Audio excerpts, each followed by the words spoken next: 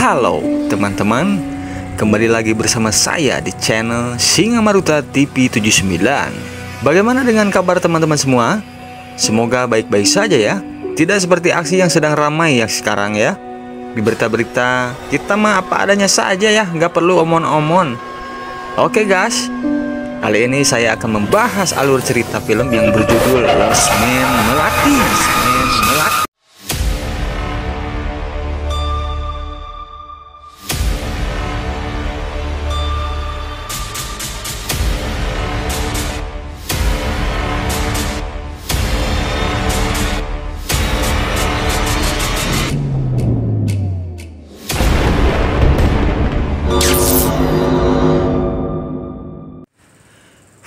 Film ini dengan latar tahun 1997 dan diperlihatkannya seorang polisi yang gagah perkasa ini menerima perintah dari atasannya untuk mengecek sebuah losmen karena dicurigai sebagai losmen tempat eksekusi atau psikopat atau pembunuhan. Setelah polisi ini memasuki losmen tersebut, hal aneh terjadi kepada sang polisi ini saat ketika polisi tersebut melihat lukisan pada dinding lorong dari losmen tersebut bergerak dan mengeluarkan darah sehingga darah tersebut muncrat kemana ke bebenguknya sampai membuat sang polisi menjadi takut dan sempoyongan sampai salah satu kamar losmen tersebut tak sengaja terbuka oleh polisi ini.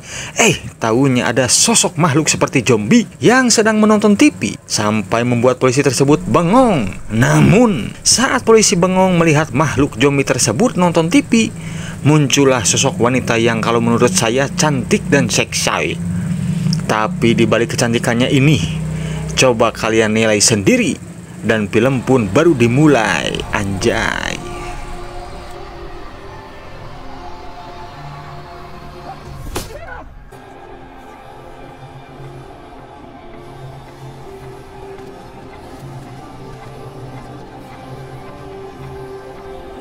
Kembali kepada cerita film, diperlihatkan sebuah keluarga dalam satu mobil yang terdiri dari Putri Ayudhya sebagai Dara, Totos Rasiti sebagai Karim Sujarno, Abi Brahma sebagai Gemi, yang dimana mereka berencana pindah meninggalkan kampung halamannya.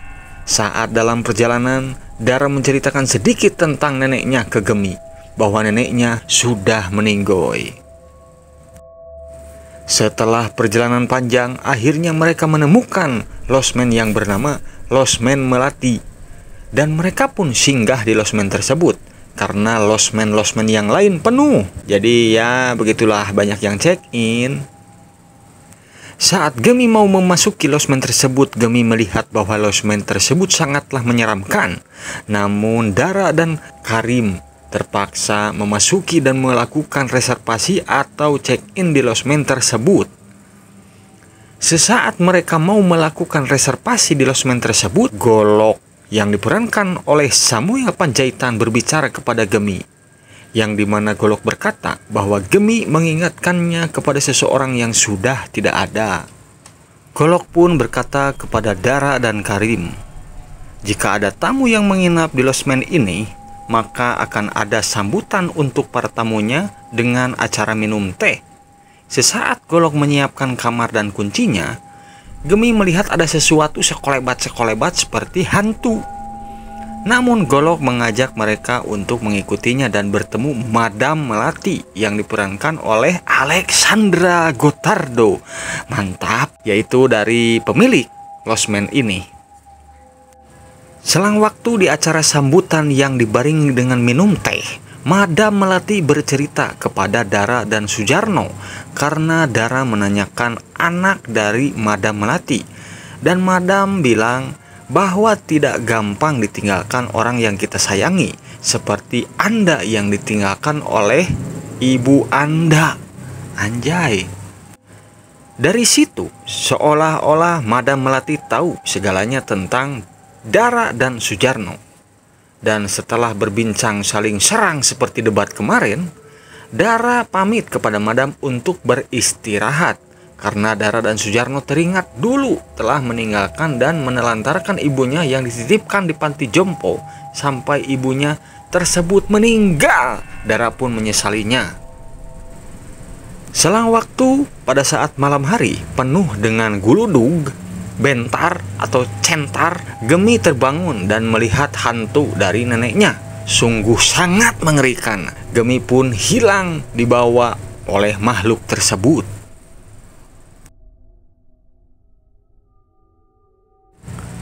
Pada waktu bersamaan, Dara pun bangun dan mencari Gemi karena Dara mendengar suara teriakan Gemi. Saat sedang mencari Gemi, Dara pun kacugak anjir sukuna oleh kepingan-kepingan kaca yang tadi hancur saat makhluk tersebut membawa Gemi. Setelah mencari-cari Gemi, Dara melihat Gemi membawa pisau dan tiba-tiba anjir, sungguh hedon film ini anjing. Setelah Dara masuk ke kamar yang dimana Gemi sedang memegang pisau tersebut, muncul Nini yang adalah ibu dari Dara, berbicara kepada Dara, "Kenapa kau telah meninggalkanku dan membuatku menderita?" Tiba-tiba anjay,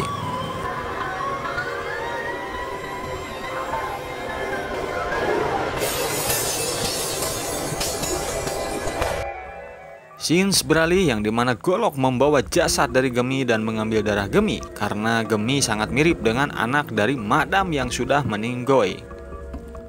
Ya, di sini kita rangkum sedikit. Losmen Melati awalnya adalah sebuah rumah perkebunan kolonial Belanda tua yang kemudian diubah menjadi sebuah penginapan. Rumah itu pernah dimiliki oleh seorang dokter lokal bernama Kusno yang diam-diam melakukan eksperimen tidak manusiawi pada mayat. Setelah kedatangan Melati, seorang gadis desa muda yang memiliki ilmu goib dan mempercayai legenda urban, barulah terungkap bahwa rumah itu dan penghuninya dikutuk oleh arwah orang mati. Dengan menerima kutukan kegelapan, Melati memperoleh kehidupan abadi dan berharap dapat menghidupkan kembali mendiang putranya selama beberapa dekade. Losmen Melati telah menjadi tempat singgah orang-orang yang tersesat, bertanya-tanya dan kelelahan. Melati dapat membaca keadaan para tamu dan ketakutan mereka yang semakin kuat karena kutukan di wisma tersebut. Di kamar gelap dalam losmen itulah mereka yang sudah check-in mengalami hal yang selama ini paling mereka takutkan. Setelah Anda check-in, Anda tidak akan bisa check-out. Jalan keluar dari penginapan ini bukanlah pintu, melainkan kematian.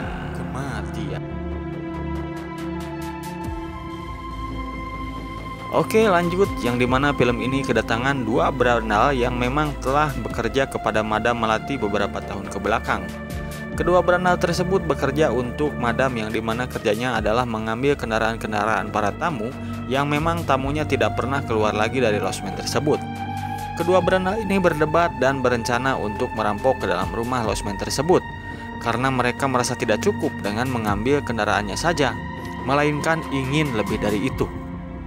Sesaat kedua berandal tersebut berada di depan losmen untuk mengambil kendaraan milik korban tadi, Golok dan Madam Melati mencurigai mereka akan merencanakan sesuatu kepada losmen Melati ini. Scenes beralih pada malam hari yang dimana ada sepasang kekasih yaitu Sarah Felicia sebagai Maya dan Alexander Bulan sebagai Rizal. Mereka berdua niatnya mau pulang, namun Rizal mengajak Maya untuk singgah di losmen Melati karena Rizal ingin silih emerald dengan Maya. Namun saat Rizal melakukan reservasi, dia mengubah namanya untuk melakukan reservasi dan mengubah namanya menjadi Rambo. Si Rizal ini menanyakan kepada Golok, "Apakah di sini bisa short time?" Dan Golok pun menjawab, "Di sini bukan Ojo. Gi sana pergi ke Ojo aja." Apa boleh buat, Rizal pun ya menerima dan menginap di losmen tersebut. Rizal pun diantar seperti biasa oleh Golok untuk menghadap ke Madam Melati, pemilik losmen Melati, untuk acara sambutan dan minum teh bersama. Ketika saat Rizal yang jadi Rambo saat melakukan reservasi, karena tidak ingin diketahui nama aslinya, Madam pun memperkenalkan kepada mereka berdua bahwa dirinya adalah Melati, dan Madam Melati tahu jika Rizal mengubah namanya menjadi Rambo saat reservasi. Madam berkata kepada mereka berdua, mereka sedang berada dalam kehangatan cinta dan menjelaskan mereka berdua belum melakukan atau mengekspresikan cintanya melalui fisik alias silih emrat silih gabrut. Dan Madam juga berkata, jika kamu rela memberikan bagian tubuhmu kepada si Rambo, kamu juga rela memberikan separuh jiwamu kepadanya. Riza dan Maya pun bingung, kok si Madam bisa tahu banget sih? Setelah sekian lama berbincang dan berdebat silih serang, Riza pun berkata kepada Madam bahwa mereka ingin segera ke room atau ke kamar ya. Madam berkata kepada mereka berdua, jangan lewat sedetik pun pada tengah malam atau kalian berdua akan tinggal lebih lama di losmen ini. Anjay. Scenes beralih yang dimana Riza dan Maya sedang silih asa silih asih. Saat kebersamaan mereka, muncullah dua berandalan yang tadi siang datang ke losmen Melati untuk mengambil mobil yang berencana untuk merampok harta atau uang yang berada di dalam losmen Melati tersebut. Sesaat Maya pun pergi ke toilet untuk bersih-bersih agar wangi. Dan Riza sedang ngecek-ngecek keadaan sekitar, tiba-tiba lampunya padam. Saat waktu yang bersamaan, kedua beranda tersebut masuk ke dalam losmen untuk melakukan aksi perampokan dan mengambil barang-barang berharga. Namun di samping itu, boneka yang ada di kursi sebelah kanan dari kedua beranda tersebut pindah ke kursi sebelah kiri dan teror mengerikan pun terjadi. Makhluk-makhluk halus iblis sesaat bermunculan meneror para berandalan atau perampok tersebut. Tapi di balik teror mengerikan yang dialami kedua perampok tersebut, Riza dan Maya sedang berasik-asik playing together. Setelah meminum obat anti borok dan kekelayangan. Namun tak lama kemudian keasikan mereka berdua menjadi malapetaka karena jam pada saat itu menunjukkan jam lewat tengah malam dan alhasil mereka seketika menjadi nini dan aki-aki. Maya yang sudah menjadi nini segera beranjak ke kamar mandi dan mencari obat yang tadi Maya dan Riza minum. Namun Maya yang semakin lemas karena menjadi tua, akhirnya Tiko Sewad jatuh di bak mandi sampai meninggoy. Sementara itu, Riza juga yang menjadi tua saat terbangun minta tolong karena Riza sakit pinggang karena encok. Sampai dia mau berusaha untuk bangun sambil berpegangan kepada tempat tidur. Namun kayu yang menjadi alas tempat tidur itu patah. Sampainya Riza pun dicatrok sehingga membuat lehernya patah dan almarhum.